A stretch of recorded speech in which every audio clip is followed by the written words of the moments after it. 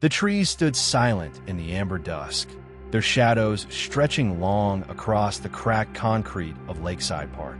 Somewhere beyond the tree line, a mourning dove called once, then fell quiet, as if the weight of what was about to happen had settled over every leaf, every blade of grass. Walter Harmon crouched low behind a gnarled oak, breath tight, heart pacing faster than his years should allow. His school bus was parked 3 rows away, hidden behind a ridge.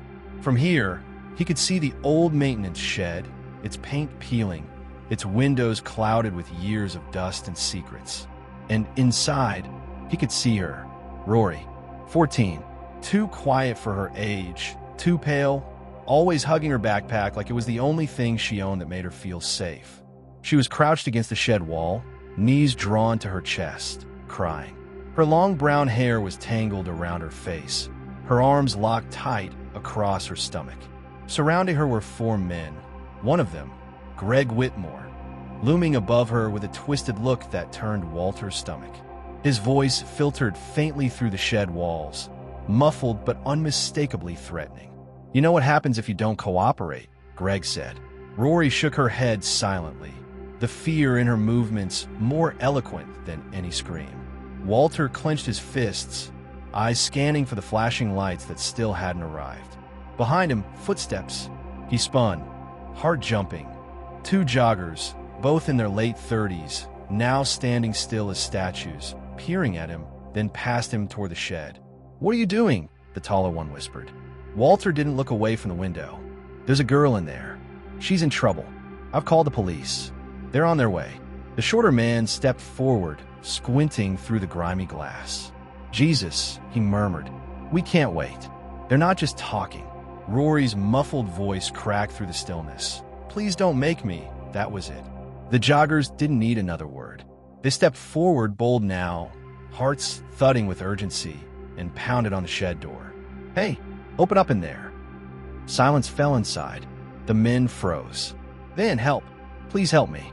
Rory's voice, raw and full of terror, slashed through the tension like a blade. As if summoned by her plea, the first hints of flashing red and blue pierced through the trees. Sirens grew louder. Walter exhaled for the first time in minutes. The joggers backed away, just as 2 squad cars screeched into the clearing, gravel flying. Officers poured out, weapons drawn. "Police! Come out with your hands visible," one shouted. No response. One officer ran back, retrieved a battering ram from the trunk, and with 2 swift strikes, splintered the old door from its hinges. "Hands up! On your knees!" Inside, chaos. The 3 unknown men dropped, panicked, hands in the air. But Greg stood frozen, still blocking Rory. "Step away from the girl," an officer ordered. Greg didn't move. Instead, he reached slowly for a nearby bottle. "You don't understand. Drop it now, or we will shoot." He hesitated, then dropped it, raised his hands. Officers moved in fast, restraining him. As they pulled the men out, Greg's eyes locked onto Walter, standing just beyond the trees. "This is your fault," he growled, eyes wide with rage. Then, with a guttural roar, he lunged, one last desperate attempt to escape. Officers tackled him hard, but Walter didn't flinch. His hands were shaking, but his eyes stayed steady. Inside the shed, Rory hadn't moved. She was still curled against the wall, her breath shallow, her cheeks soaked. A female officer knelt beside her, whispering something too quiet to hear. Walter's throat tightened. He wanted to go to her. Say something. Anything. Tell her she was safe now. But he knew it wasn't over. It was only just beginning. 20 minutes later, the park was a scene of cold procedural efficiency. Yellow tape fluttered in the breeze. An ambulance idled nearby. Paramedics gently checked Rory's vitals as she sat wrapped in a blanket. A social worker had arrived, common kind. Police officers took statements from Walter and the joggers. And then, from across the parking lot, Rory looked up. Her eyes found Walter, still red from crying, but different now. She said something to the social worker, and the woman nodded, motioning him forward. Walter approached slowly. Rory's voice was a whisper. "Thank you." Walter knelt. "I'm just glad you're safe." He reached into his waist pouch, withdrew the small blister pack of birth control pills he'd found earlier. "These," he said softly, "were under your seat. It's important you tell them why you had them." Her face crumpled. She nodded, and then she spoke, slowly, painfully, of what Greg had done, of the threats, of the sickness in the mornings, of the friend at school who told her about the pills. "I just didn't want to get pregnant," she said. A paramedic gently explained that the pills wouldn't have helped once symptoms started. A silence hung in the air, heavy with implication. Rory went pale. "So I might already?" No one answered. Not yet. They didn't need to. The look on their faces said enough. "We need to contact your mother," the officer said gently. Rory started to shake. "Please don't. She'll hate me. She'll love you," the social worker said. "You did nothing wrong." The ambulance began to load her in. Walter stood back as they prepared to leave, but Rory turned, reaching for him. "Will you come with me?" He nodded. He couldn't say no. Not now. Not after this. At Willow Glen Memorial Hospital, under fluorescent lights and hushed urgency, Walter sat in a plastic chair, giving his statement. Rory was being examined behind closed doors. He checked his watch. 2 hours had passed. Ms. Rivera, the social worker, approached him again. "She's asking for you," she said. Inside the small hospital room, Rory sat on the bed in a gown too big for her. She looked up when Walter entered. "Walter," she whispered. "How are you doing, kiddo? They said I might be. They'll know soon." He nodded. "Whatever happens, you're not alone." She nodded but said nothing. Then, raised voices from the hallway. A woman crying. "Where is she? Where's my daughter?" The door burst open. Rory's mother, Laura, rushed in, pregnant, belly round and heaving with panic.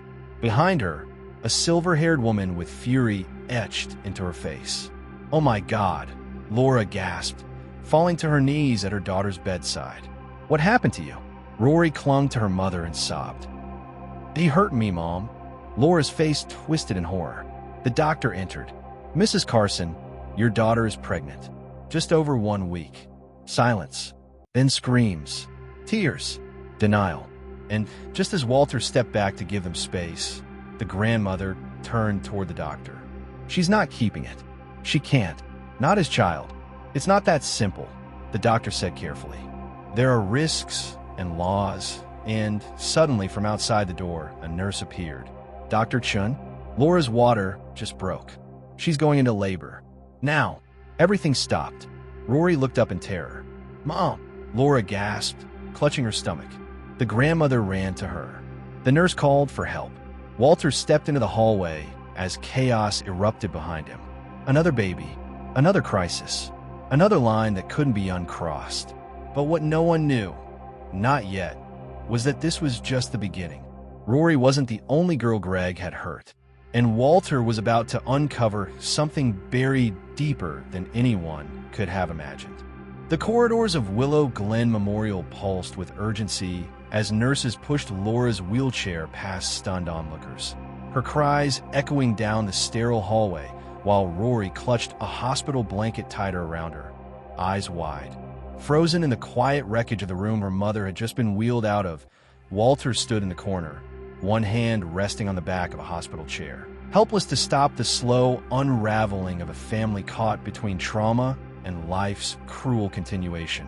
Eleanor paced near the window, her fury now dulled into something harder, colder, a woman who had seen too much in her lifetime and knew too well what it meant for a girl to be forced to grow up too soon. She stared out into the parking lot, whispering into her phone. Another call, another contact. Rory's pregnancy was no longer just a family emergency. It was evidence. Walter moved toward the door, but Rory's voice stopped him, barely audible through the thickness in the air. "You won't leave, will you?" He turned, met her eyes. "No, not until you tell me you're ready for me to go." She gave a single nod, swallowing hard, and looked back down at her lap. The room was silent again, the weight of everything pressing down like fog. Downstairs, the maternity wing flickered with low fluorescent light. Laura lay pale and sweating, gripping her mother's hand through another contraction. "Is Rory okay?" she gasped between breaths. "Is she safe?" "She's strong," Eleanor whispered, brushing damp hair from Laura's brow. "She's stronger than we knew." Laura turned her head, tears welling. And she still loves me after what happened? She never stopped, Eleanor said softly. But now she needs you to fight for her. The monitor beeped steadily behind them as the doctor prepared for delivery. But outside the maternity ward, a quiet officer walked through the hospital's back entrance with a sealed evidence envelope in hand. What he carried would detonate everything. Back in Rory's room, Ms. Rivera returned holding a manila folder. She sat carefully beside Rory, Walter watching from the edge of the room. "We got access to Greg's laptop," she said gently. "We found more than we expected." Rory looked up, her voice catching. "What do you mean?" "Videos," Ms. Rivera said. "Not just of you, but other girls." Walter's stomach turned cold. He stepped forward. "Other girls?" "From the school." Ms. Rivera nodded slowly. "We're working with cybercrimes now, and local authorities." Her words were calm, but her face betrayed the horror beneath them. Some of the footage appears to be from hidden cameras. Inside locker rooms, classrooms. Rory covered her face, trembling. How many?" "We don't know yet," Ms. Rivera answered. "But it looks like Greg had help." Walter's breath hitched. "Help? From who?" "There's evidence suggesting someone inside the school had access," Ms. Rivera said, eyes shifting. The timestamps, the angles. Someone knew the school layout too well. Suddenly, Eleanor reappeared in the doorway, her coat half-buttoned, face stricken. "Laura had the baby," she said, her voice distant. "It's a girl, but she won't hold her." Rory's lip trembled. "Why not?" Eleanor stepped into the room, closed the door quietly behind her. "She's afraid," she said softly. She said every time she looks at the baby, she sees Greg. The silence that followed was suffocating. No one dared speak. Just then, a knock interrupted the room. Firm, deliberate, not a nurse, not a doctor. Walter opened it to find a young officer with sharp eyes and a rigid stance. "We need to speak with Ms. Parker and Mr. Harmon privately," he said, glancing toward Rory. "We found something buried in a complaint from last year that was never followed up on." Ms. Rivera stood quickly. "You mean the one from October?" The officer nodded grimly. "The janitor who quit abruptly. He filed a report about a hidden camera in the girls' restroom. It was ignored. The principal never passed it on. We think he was silenced." Walter felt the floor tilt under him. "Are you saying this has been going on for a year?" "Longer," the officer replied. "We believe it may have started before Greg ever arrived in town." Eleanor's voice cracked. "Why didn't anyone say anything?" The officer hesitated, then pulled a photograph from a folder, handing it to Walter. "Do you recognize this girl?" Walter stared. It was blurry, taken from a bus camera feed, but unmistakable. "That's Ava Pritchard," he whispered. "She moved schools last fall. She's missing," the officer said, his voice barely more than a whisper. "No one reported her gone, because her mother was in rehab and her father said she ran away. But we found her name on Greg's hard drive, alongside 3 others. All girls, all under 15". Walter turned toward Rory, who looked like she'd stopped breathing. "Do you know her?" he asked gently. Rory nodded slowly. "She was my lab partner in science. She used to say weird things sometimes, like, 'He watches me sleep.' I thought it was just nightmares." "We think Greg wasn't acting alone," the officer said, "and we think someone still working at the school is part of this." Outside the hospital, the golden dusk had melted into the deep blue of night, but the flashing lights of squad cars still bathed the trees in uneasy pulses of red and blue. A town that had looked away for too long was finally beginning to blink, but not everyone was ready to see what lay beneath. Back inside, the janitor's voice echoed from an old voicemail pulled from the school's archive system. "I found something in the vent. It's not just a camera, it's a drive, full of videos, of children. If anything happens to me, tell the school board. Tell the media. Someone's hiding something dark in this place. And I'm not the only one who knows." But the voicemail had never been forwarded, never logged, never heard, until now. Walter stood frozen as the weight of it sank in. This wasn't just about Greg. This was about a system built to protect predators, a town too proud to admit its sins, and secrets buried deeper than anyone dared dig. He looked at Rory, shaking, but listening, her fists clenched around the blanket, the fragile strength of a child forced to carry truths no child ever should. He knew what they had to do, and he knew they wouldn't all survive it. The rain came down in a slow drizzle by morning, thin sheets running across the windshield of Walter's car as he sat parked outside Willow Glen Elementary. The same school where he'd driven dozens of kids every morning for over 20 years now looked like something unfamiliar. Its brick walls too quiet, its windows too still, as if the building itself had gone silent to avoid being seen beside him in the passenger seat. Ms. Rivera scrolled through more recovered files on her tablet, her lips tight. The janitor who left last year, Rudy Espinoza. He made more complaints than just that voicemail, she said. He filed written reports about noises behind the old boiler room, rooms being used at odd hours, and maintenance requests getting mysteriously canceled. Walter leaned forward, peering at the back corner of the school. That's the wing they closed off for asbestos repairs 2 years ago, he murmured. No one's gone back there since, except someone has, Ms. Rivera whispered, holding up a grainy black and white image from a security feed. It showed a dark figure in a school-issued hoodie slipping through the rusted emergency door behind the closed-off wing at 2:14 a.m.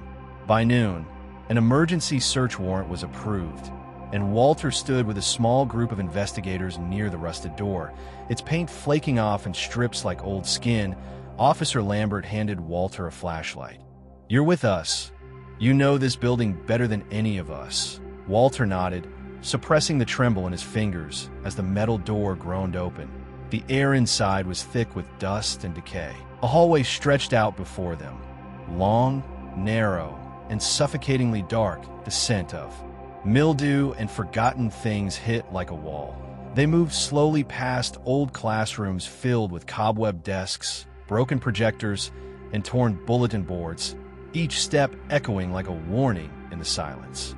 They reached the old boiler room, its metal door half-hinged and twisted open, but inside it was empty, just rusted tanks and corroded pipes. He said noises were coming from behind this.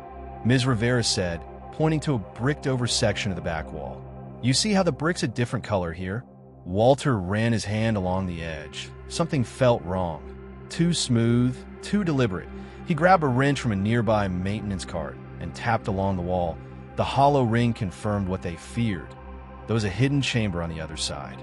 An officer began chiseling away the bricks, one by one, revealing a steel door behind it, locked with a keypad and smeared with grime. "It's industrial grade," Lambert muttered. "This wasn't built by the school." Walter crouched, shining his light along the edge of the doorframe. Someone installed this without permits, probably while the school was shut for renovations. Ms. Rivera input a code from a recovered laptop file. 7 digits that matched an old student ID. The lock beeped then, clicked open. The door creaked, and cold air spilled out from the darkness beyond. The flashlight cut through the dark, illuminating a narrow staircase that descended below the school's foundation. The walls were unfinished concrete, the kind used in old civil defense shelters, and the air was thick with the chill of secrets buried too long. At the bottom, the passage opened into a room no one expected. An old storage area converted into something else entirely. There were cots lined against the far wall, mattresses stained and thin, alongside cabinets stocked with snacks, water bottles, and unmarked pill containers. A wall of screens flickered faintly, still receiving a signal from dozens of hidden cameras throughout the school. "My God," an officer whispered, crossing the room slowly. They were watching them. All the time. On the opposite wall was something worse. A corkboard filled with photos, ID cards, names, addresses, rows of young girls with small smiles frozen in time. Some current students, others from years ago. One was Ava Pritchard, her image circled in red, and below her, Rory's picture. Paperclipped to a folded letter, trembling, Walter stepped closer and pulled the letter free, unfolding it slowly. It read, "Rory Carson to be transferred soon. The others are ready. Prep phase 2. New supplier confirms pickup before winter break." No, Walter breathed, the air fleeing his lungs. This was bigger than Greg. This was organized. Ms. Rivera covered her mouth, trying not to gag. It's not just abuse, this was trafficking. The room spun for Walter, the realization hitting like a hammer to the chest. Greg wasn't just a predator. He was a cog in something deeper, darker, and systemic. And then, a voice crackled behind them through an old speaker mounted in the ceiling. A voice distorted and unfamiliar, but calm, watching, listening. "You weren't supposed to find this," it said, slow and cold. You've just endangered them all." The officers froze, scanning the room. "Who is this? Where are you?" Lambert barked, but the speaker clicked off, and the screens flickered to black one by one, until only a single image remained. Rory, sitting alone in her hospital room, unaware that someone was still watching her. Walter's blood turned to ice as he stared at the screen, the blinking red light in the top corner flashing like a countdown. The blinking red light on the screen pulsed like a heartbeat as Walter stared, frozen, watching Rory's hospital room broadcast in eerie silence. The camera angle was high, hidden, watching her from the corner like a predator waiting to pounce. Ms. Rivera moved quickly, unplugging the terminal, but the image lingered on the screen for several seconds longer than it should have before cutting to black. "How long have they been watching her?" she asked, her voice cracking. Walter didn't answer his, throat thick with dread, the smell of mold and cold steel in the hidden room pressed against his skin like guilt. Officer Lambert issued orders over his radio, calling for the hospital to sweep Rory's room and place her under armed guard. "We're burning this entire network down," he snapped. "Whatever this is, whoever's behind it. We're pulling every file, every hallway camera, every server in this damn school." But Walter's gaze drifted to the photo wall again, to a missing corner, ripped tape, dust outlines, like something had been there recently, then removed. "What if this isn't the only room?" he said softly, and everyone turned to him. "What if this is just one piece?" He shone his flashlight across the ceiling. There were ventilation ducts leading out and up, branching like arteries through the bowels of the school. Officer Lambert followed his line of sight and cursed under his breath. "There's more," he muttered. "This is a tunnel system."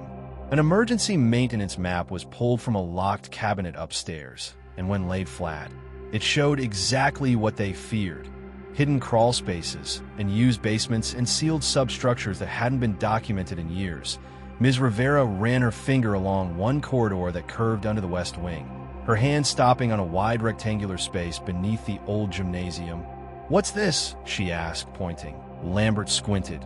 "Used to be a fallout shelter during the Cold War," he said. "They bricked it over during renovations, said it wasn't safe." By early evening, demolition crews and forensic teams were moving into the school while the students were quietly dismissed and buses rerouted. Walter walked the now empty halls with a lump in his chest. Every classroom he passed held ghosts, children who had sat here unknowingly, surrounded by secrets. He reached the gym just as workers peeled back the floorboards on the far end, heavy floodlights casting harsh shadows across the polished wood. It didn't take long. Beneath layers of subflooring and concrete, they found it. A rusted trapdoor, welded shut, no markings, no keyhole, just cold steel hiding whatever had been sealed inside.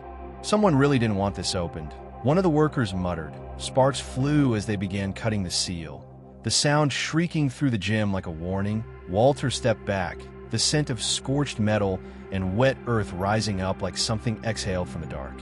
Finally, the door gave way with a moan, revealing a steep stairwell descending into blackness, colder than it had any right to be. Officer Lambert and two others went down first. Walter followed closely, flashlight trembling slightly in his grasp. The steps ended in a wide concrete chamber lined with outdated medical equipment, examination tables, 4 hooks, crates of labeled files stacked like forgotten memories.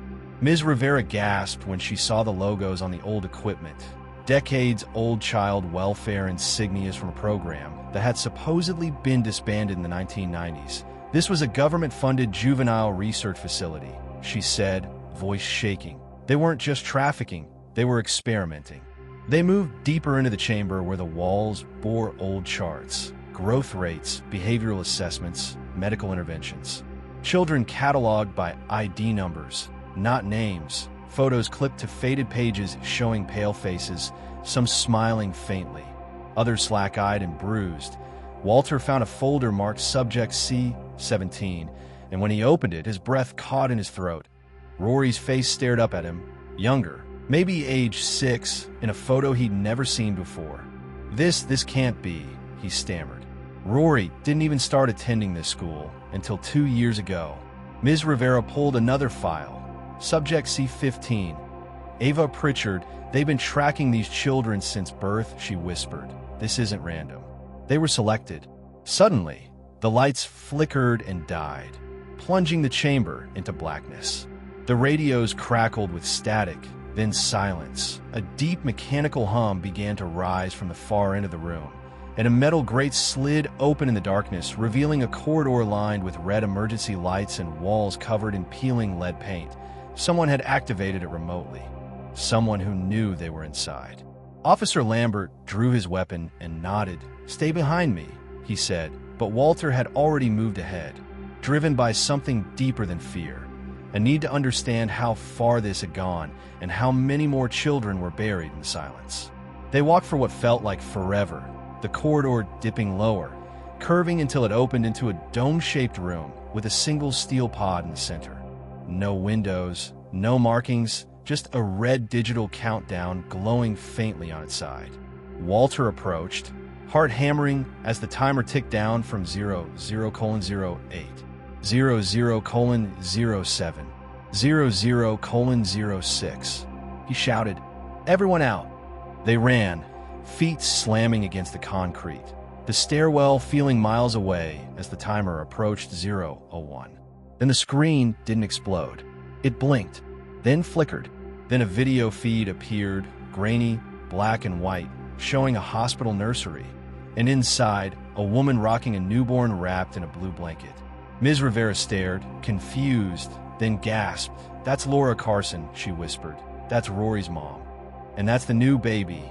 Walter stepped forward, staring at the timestamp in the corner. It was live. And across the bottom of the screen, one sentence began to scroll in red. Subject C, 38 extraction scheduled. Mother's location confirmed. Walter turned to Ms. Rivera, his face pale. "They're coming for the baby next." Walter stared at the screen, the red scrolling text burning into his mind like a brand. Subject C, 38 extraction scheduled. Mother's location confirmed. Ms. Rivera backed away from the screen slowly, her hand over her mouth. "That's the newborn," she whispered, her voice hoarse with disbelief. "They're already planning to take him." Officer Lambert moved forward, snapping photos of the screen with his phone before calling it in. "Seal the hospital." He barked in his radio. "Nobody in, nobody out. We've got a live surveillance feed of a mother and infant, and this may be an active extraction plan." The squad moved. Fast, but Walter's blood had already turned cold. He didn't wait, didn't think, just ran, bolting up the concrete stairs and pushing through the gym doors into open air. The sun had vanished behind the trees, casting everything in heavy blue shadow as the first stars pierced the darkening sky. Sirens wailed in the distance, reinforcements converging on the hospital. But it felt too slow, too wide, too late. Walter's truck roared to life as he peeled out of the school parking lot, heart pounding against his ribs. His thoughts a storm of fear, suspicion, and purpose. He had promised Laura he'd stay with Rory, but now the baby was in danger. And if they took him, this whole thing would be buried again, silenced like so many other stories before. He pulled into Willow Glen Memorial as officers began forming a perimeter, flashing their badges to startled staff and sealing the main doors.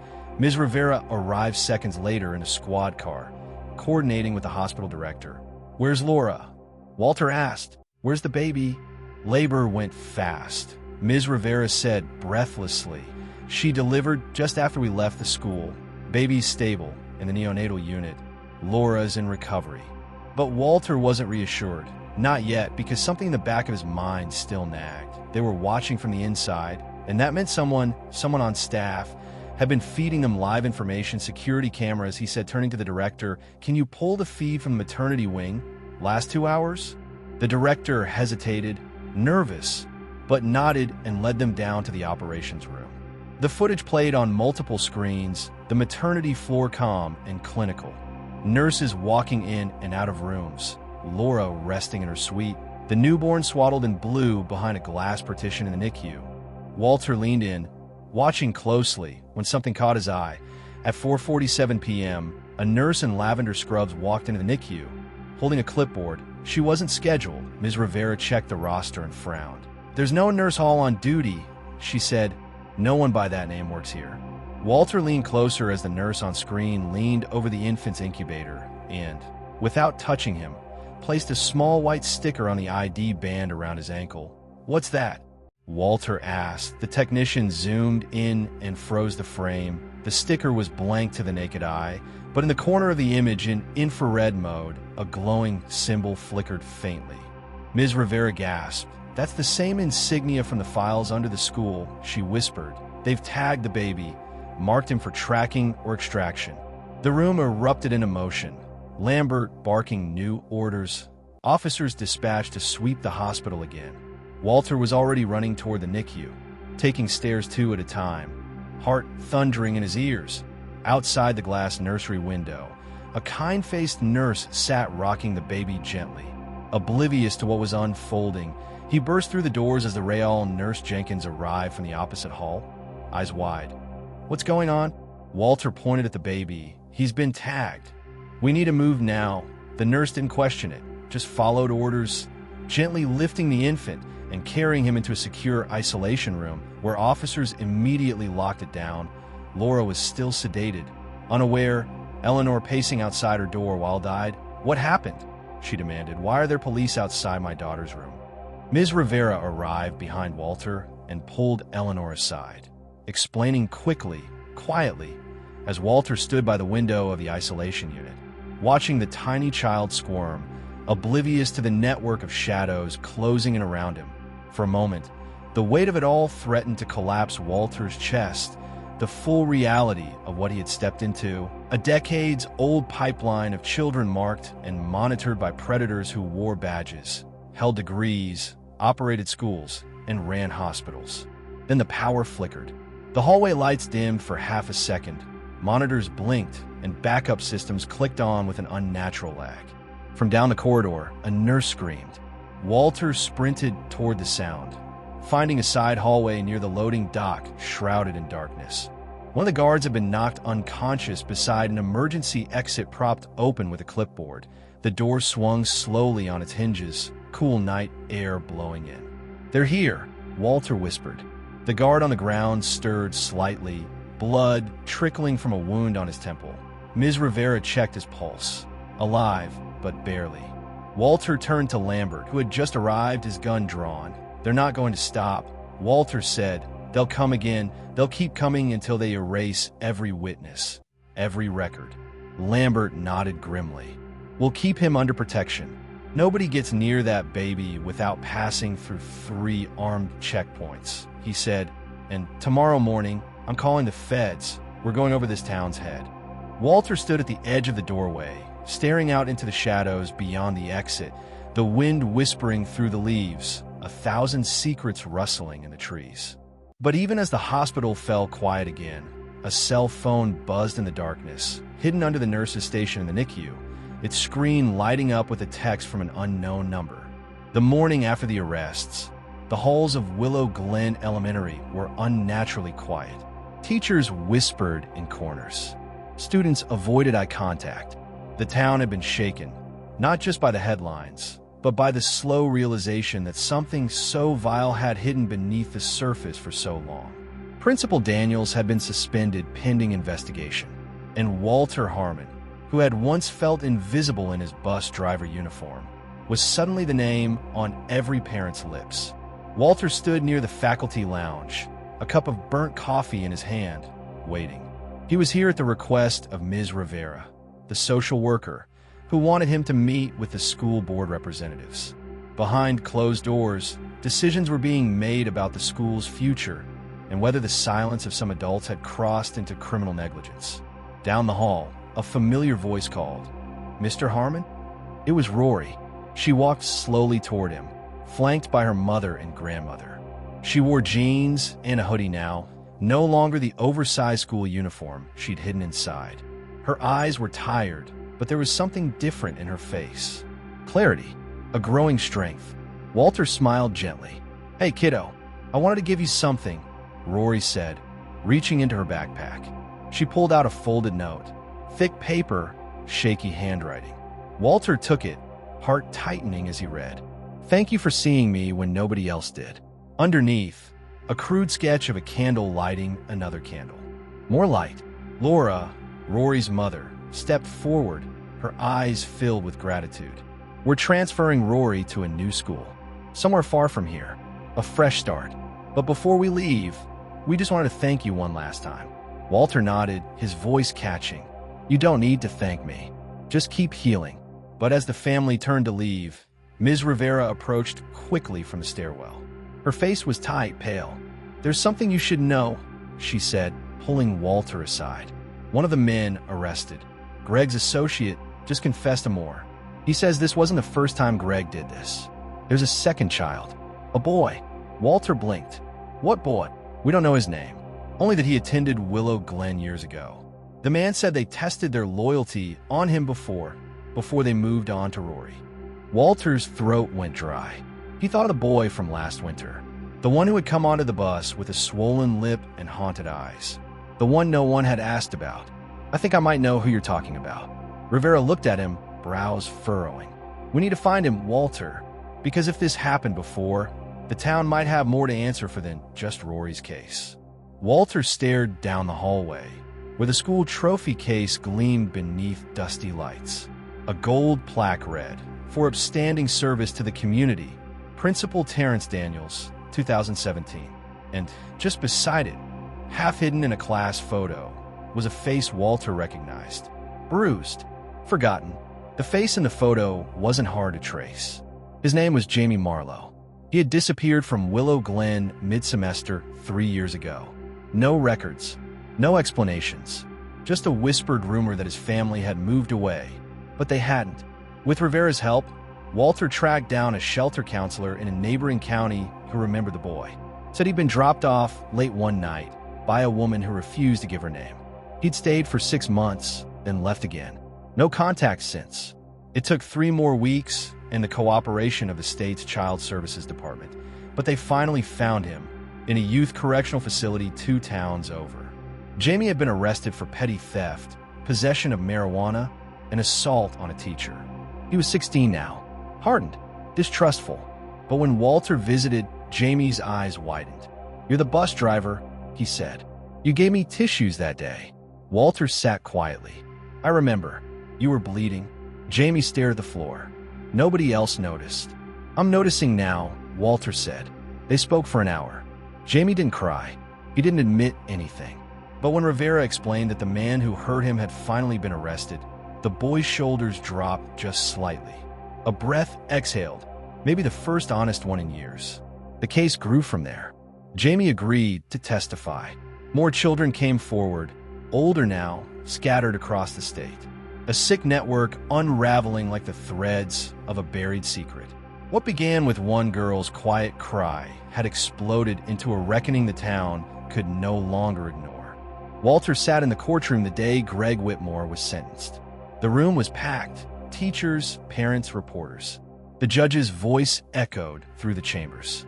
"Mr. Whitmore, you have been found guilty of multiple counts of aggravated child abuse, statutory assault, and conspiracy to endanger minors.